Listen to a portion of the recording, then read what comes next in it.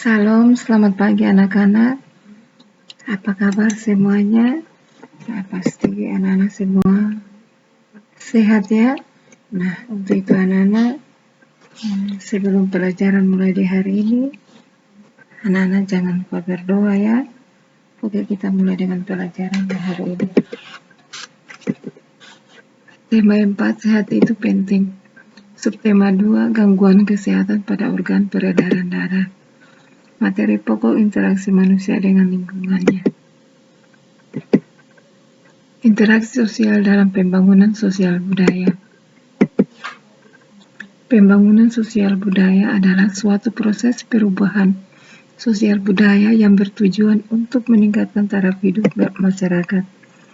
Pembangunan sosial budaya dilaksanakan dalam berbagai aspek, antara lain bidang bahasa sebagai identitas bangsa, adat istiadat dan tradisi, serta hubungan manusia dengan alam.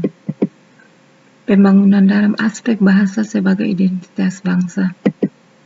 Bahasa Indonesia diajarkan di sekolah. Bahasa Indonesia digunakan di sekolah, lembaga pemerintahan, dan tempat umum sebagai alat komunikasi utama. Bahasa Indonesia dikembangkan oleh pemerintah. Bahasa daerah sebagai kekayaan bangsa Indonesia harus dilestarikan.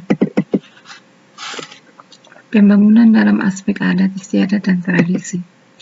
Melestarikan adat istiadat di suatu daerah. Melaksanakan norma-norma yang terdapat dalam suatu adat istiadat. Pembangunan dalam aspek interaksi dengan alam, mengolah sumber daya alam, membangun sarana dan prasarana untuk masyarakat dengan tetap memperhatikan dampak lingkungan agar lingkungan tidak rusak.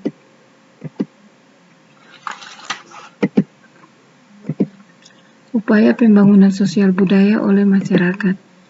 Berikut ini adalah contoh kegiatan yang dapat dilakukan masyarakat untuk pembangunan sosial budaya. Membangun taman bacaan. Yang kedua, mengikuti kegiatan siskamling. Ketiga, mengikuti kegiatan gotong royong. Keempat, turut serta dalam organisasi masyarakat. Kelima, mengikuti pelatihan keterampilan. Keenam, mempromosikan tempat wisata kepada masyarakat luas. Upaya pembangunan sosial budaya oleh siswa. Berikut ini adalah contoh kegiatan yang dapat dilakukan siswa untuk pembangunan sosial budaya. Mempelajari tari daerah. Kedua, menyanyikan lagu daerah. Ketiga, memainkan alat musik daerah. Keempat, ikut serta dalam kegiatan pelestarian budaya. Kelima, menggunakan bahasa Indonesia dalam percakapan.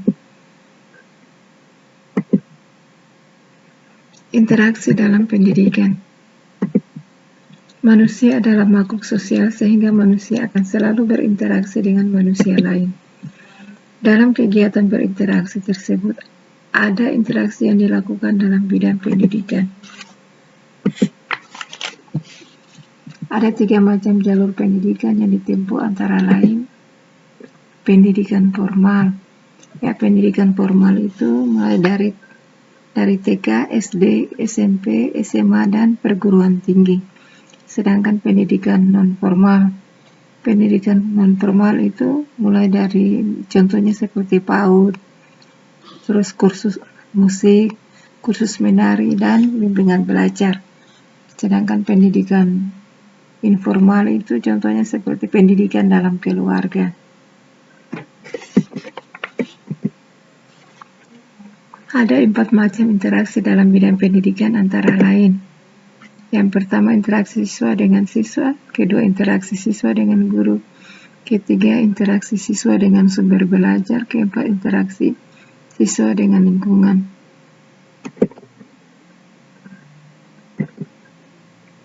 Nah, ayo menulis. Nah, nanti anak-anak ya, di sini carilah artikel dari berbagai sumber mengenai aktivitas manusia dalam upaya pembangunan sosial budaya. Identifikasilah hal-hal berikut berdasarkan bacaan yang anak-anak temukan ya. Jadi, apa saja aktivitas yang dilakukan masyarakat dalam upaya pembangunan sosial budaya? Yang B, apa pengaruh aktivitas yang mereka lakukan terhadap pembangunan sosial dan budaya di Indonesia?